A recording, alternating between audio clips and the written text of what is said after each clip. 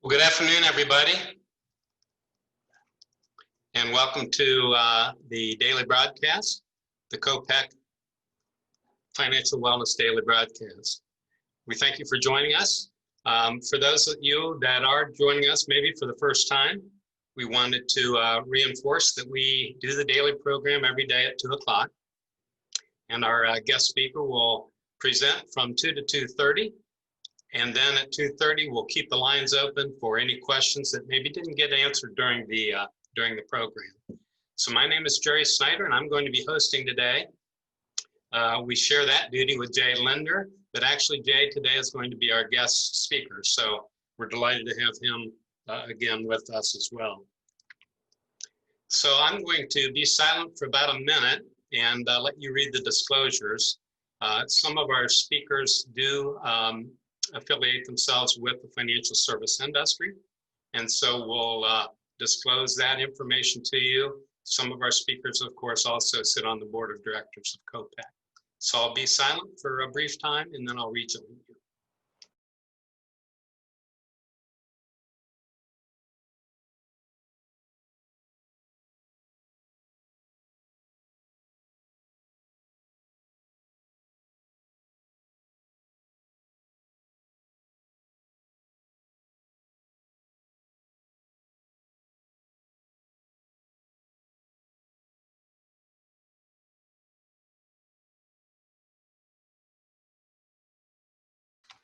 Well, thank you for your patience. Again, for those of you who are joining us new today, we wanted to mention again, these programs are brought to you by COPEC, which is a nonprofit organization. It started about in the year 2004, and it's composed of a number of excellent speaking members. As I mentioned, these programs are live, and we will have them daily. Occasionally, we do run into a little bit of a connection problem, so if that occurs, do stay with us and we'll get those fixed just as soon as possible. Also, if you benefit by these programs, we invite you to share the programs. Share with any friends or associates. Maybe you're within a corporate group, department, or even another nonprofit. Feel free to share these programs and encourage people to join in. Again, you can see a number of our speakers located on the right side there. I do want to invite you to go into the COPEC education.org website, and you'll see that displayed in a number of our PowerPoint slides here. And do go in, and then when you go to the financial wellness portal, you'll see about 6 different tiles, all of which will help you access further educational opportunities. Obviously, the first one is what we're dealing with today, which is our daily programs. And then we do schedule these far out in advance. In fact, I think we've scheduled them for the rest of the year. And so you can pull up on the website kind of a month-by-month glance. Of course, we hope you join us every day, but there may be some particular programs that you want to focus in on. Another important tile is retirement decisions. And that tile indicates some programs that we have 2 or 3 times a year. We did have those at the Fawcett Center, but with the COVID, we're going to be Zooming those programs as well. Those programs really get into depth and talk about all aspects of retirement planning and delves into a lot of the pension plans, state-run pension plans, OPERS and STRS as examples. And then further on the website there in the portal, it talks about Financial Fridays. And every Friday we do have a more in-depth program. It's more of a lecture series. And it does start at 11 o'clock on Fridays. And all these programs will be either on Friday or on a daily basis, except maybe for certain holidays. And then, as I mentioned before, feel free to encourage others to join us in the future, whether it's a department, a nonprofit, or just an individual associate. And then finally, 15-minute consultations is a tab. And this allows you to access individual help one-on-one with all of the guest speakers. Perhaps we didn't have time to totally explore the question you may have had. Also, maybe it's a question of a personal nature. So you can sign up online and through this portal for that 15-minute experience. So thank you for your patience while we made those announcements. I've got a little bit of a slide problem here, but at this point I'm going to introduce Jay Lindner, and he's going to talk to us about today's topic, and I think you'll find it of value as well. And Jay, I know your topic is talking about financial considerations after a job loss, and what else can you add to our information about that? Thanks, Jerry, and good morning to everybody. Well, good afternoon, I guess, to everybody. Early week here, and excited about doing another week with programming. This topic was brought up several times earlier this year. As Jerry mentioned on the bottom left tile there, we can actually do programming for specific groups, and this is one that we did for a couple departments at OSU, and we were really happy to do that. And so I thought I'd bring it to you today a little bit in reviewing as much as possible. We have a focus, and during the planning programs on Thursday, we have a focus on the education of how to manage finances during life events. Life events like illness, divorce, death of a family member, even life events that are good, like getting prepared for retirement or marriage and a new home, things like that. But obviously, recently, we had this 10 years ago, 12 years ago in 2008, but most recently with the high number of job losses for a number of reasons, and specifically with COVID, as far as how does somebody manage that situation? The hard part about this discussion is it's so broad. There's so many areas, from basic budgeting, which we have those programs as well, all the way to accessing retirement plans or keeping the eye on the ball for long term, and increasing, work on your resume and unemployment. So there's so many things to focus on here, but I thought we'd focus on some of them. And for those that are listening, please ask questions. If we can't answer it, right now, we can definitely get back with you on that and do our best. But if there's some things we're covering or not covering, let us know. So I appreciate the chance to review this year. Well, Jay, I hope the people that are viewing aren't exactly themselves experiencing a job loss, but obviously they probably know of somebody that is. And so can you expand on that just a little bit further in terms of maybe eventually getting into any government assistance and some of those issues? Well, government assistance, let's take a step back if we could. The first thing I would want to make sure is that people are focusing on getting their finances in order on a couple of fronts. Government assistance obviously is the first one. Making sure that if you think you're going to be out for a while, take a look at the unemployment, of course, and other resources available to you, but primarily unemployment there. But making sure that you do a full review of your current expenses, your current income, your current cash that you have on hand, emergency funds. In some of our other discussions, we talk a lot about emergency funds and when and why those might be critical. Well, obviously, this is one of those times. And so focusing, also communication with your spouse. Sometimes people they do less communication during these struggle times because everybody's walking on eggshells. There's a lot of concern, but the problem is that if you don't have full clarity and mutual understanding as to what the finances are, you end up creating more strife sometimes. And so communicating with each other and setting up a plan and just full financial clarity is real important. Assessing the assets, income, emergency funds, the assessment of base expenses. Now, this is interesting. For those that have listened to Nate's programming on Thursdays with the planning, we talk a lot about the three different levels that you need to be aware of with long-term planning, which is needs, wants, wishes.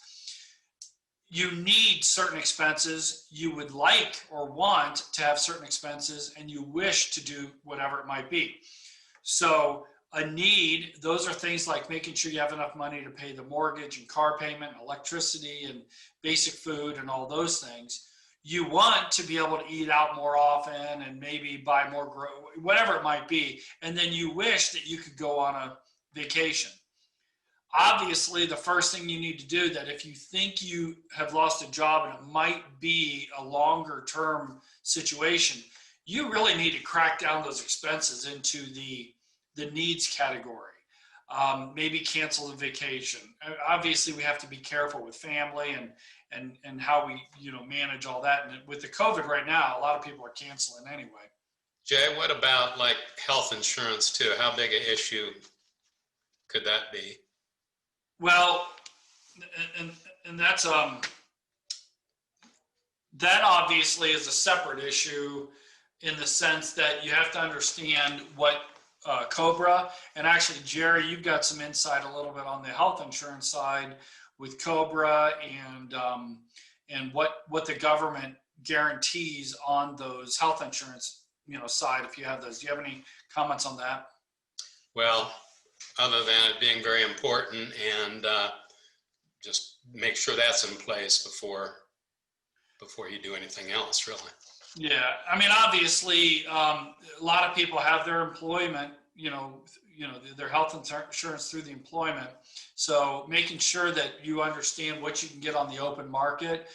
There's a number of health insurance providers that can give you an idea as to what those costs of health insurance would be.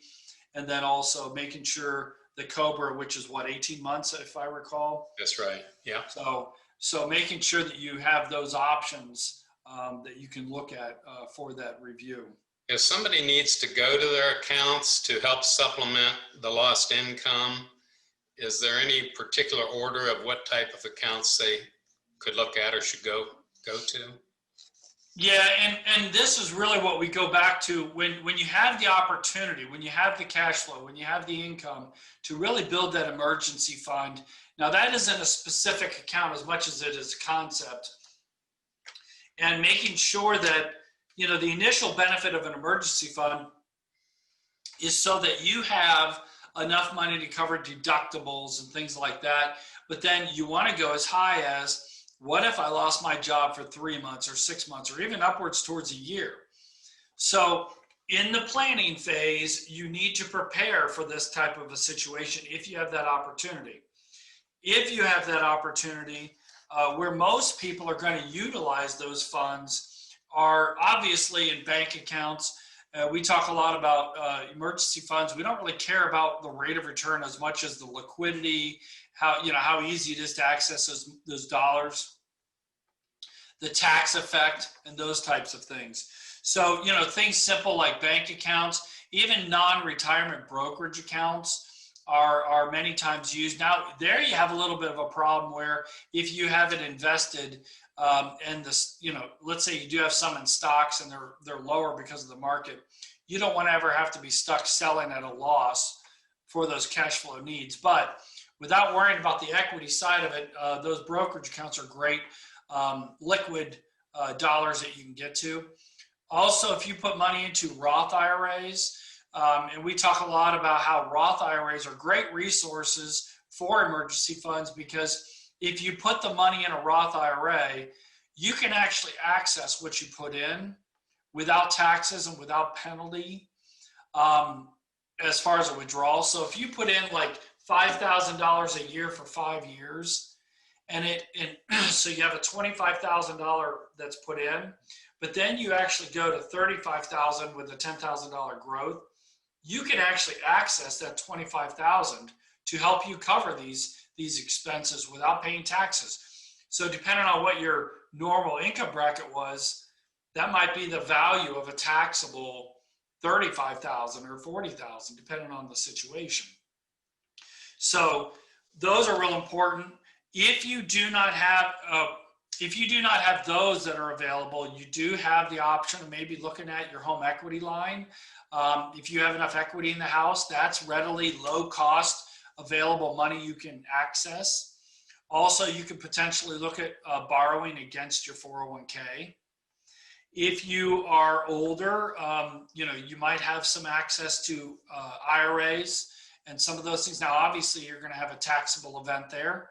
You have to be really careful to make sure that you have a 10% provision that you have to be wary of, that you're not paying extra, penalties to pull that money out.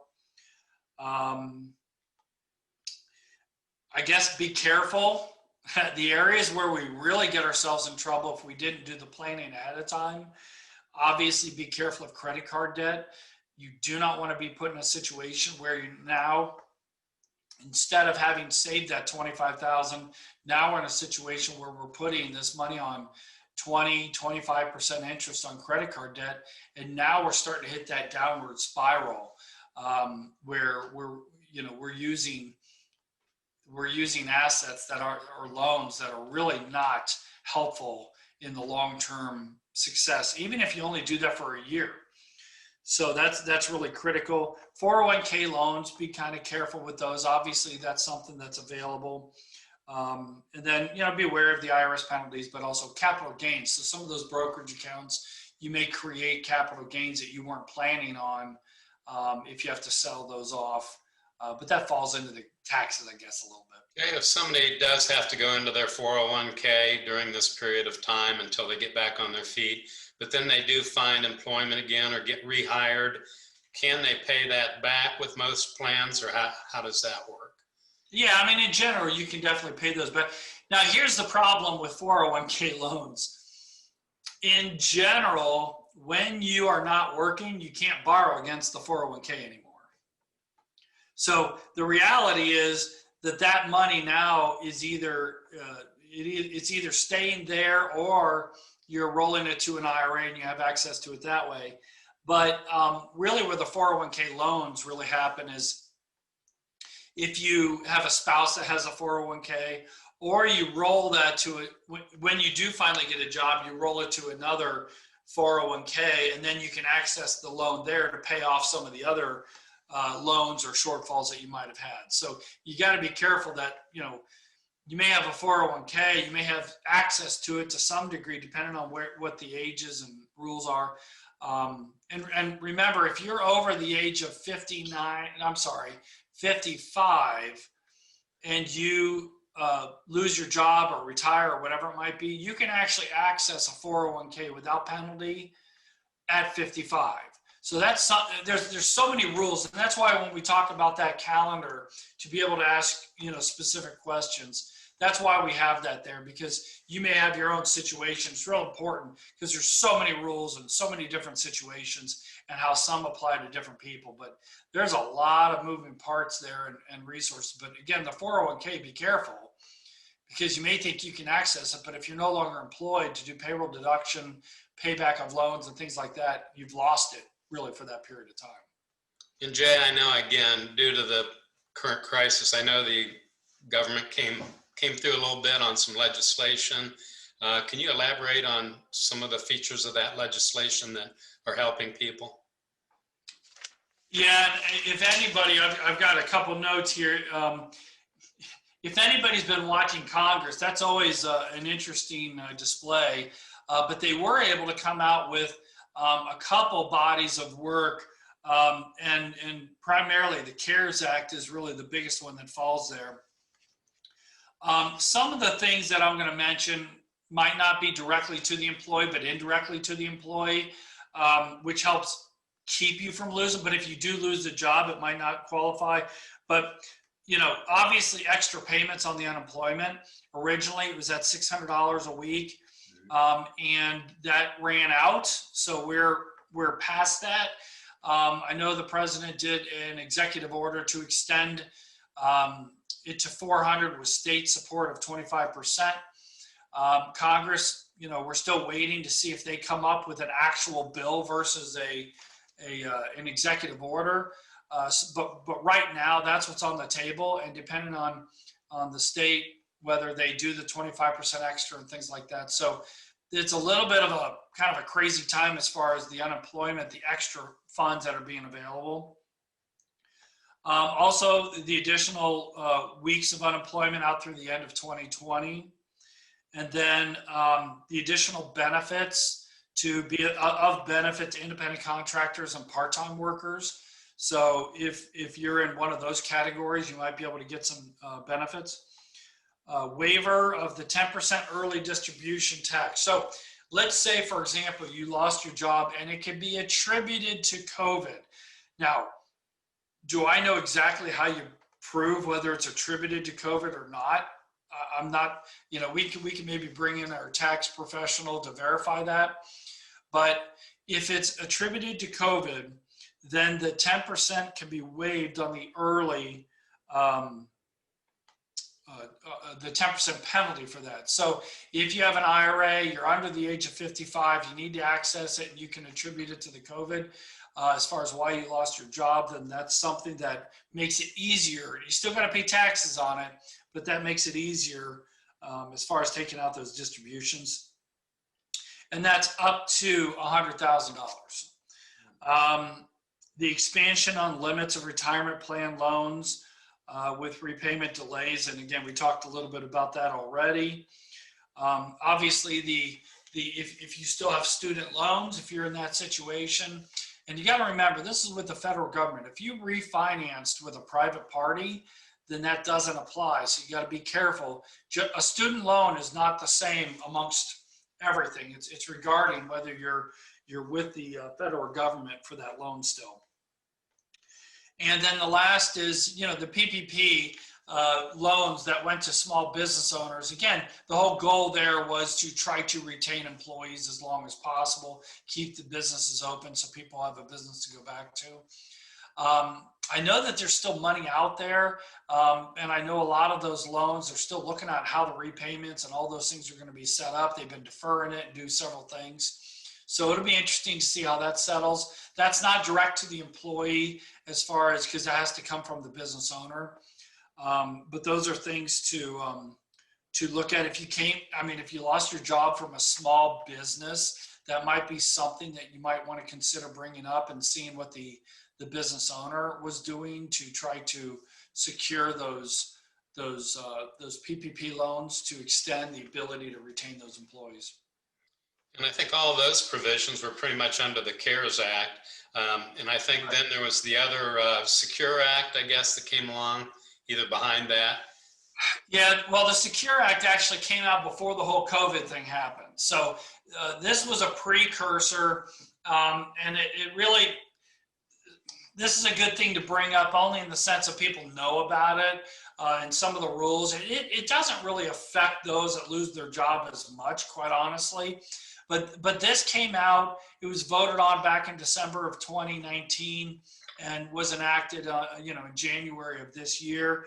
But those are some things like if you're older and you're already retired, they deferred the date when you have to start taking your required minimum distribution from 70.5 to 72.